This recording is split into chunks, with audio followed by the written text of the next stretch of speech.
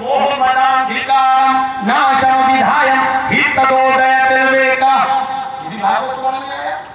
अंधिकारम नाशम, अंधेरे को नाश करने वाला, तारीकी को मिटाने वाला, जुल्मतों को खत्म करने वाले का नाम मोहम्मद होगा।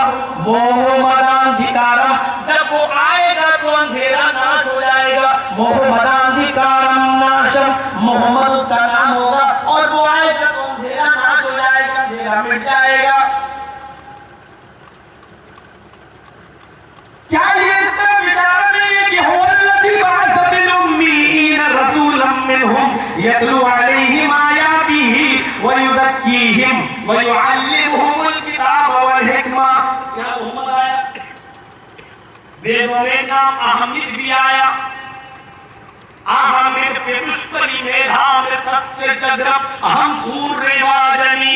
अहमद ने अपने रब से कहा, अहमिद पितुष्परी मेधामिर तस्य जगरम, हाय प्रभु, हाय अल्लाह, मैंने सबसे पहले कुर्बानी दी है। मैंने अपने वतन को छोड़ा है, अपना शहर छोड़ा है, हिजरत की तरफ इशारा है और कहा अहम सूर्यवाजनी, मैं सूर्य की मानिंद बना दे, मुझे सूरज की तरह बना दे।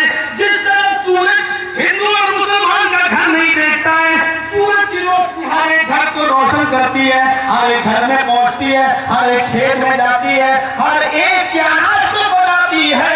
जैसे सूरज की रोशनी सबके लिए होती है, मोहम्मद रसूलुल्लाह भी सबके लिए नबी बनकर गए हैं। आपको भी अल्लाह ने सिराज मुनीर बनाकर भेजा है। जिस तरह आसमान का सूरज हर घर को रोशन करता है, हर खेत को फायदा पहुंचाता है, हर आदमी को लाभ देता है, उसी तरीके से मोहम्मद रसूलुल्लाह सल्लल्लाहु अलैहि वसल्लम किसी एक जात विशेष के लिए नहीं आए हैं, बल्कि आप भी सबके लिए आए हैं। आप भी सारी का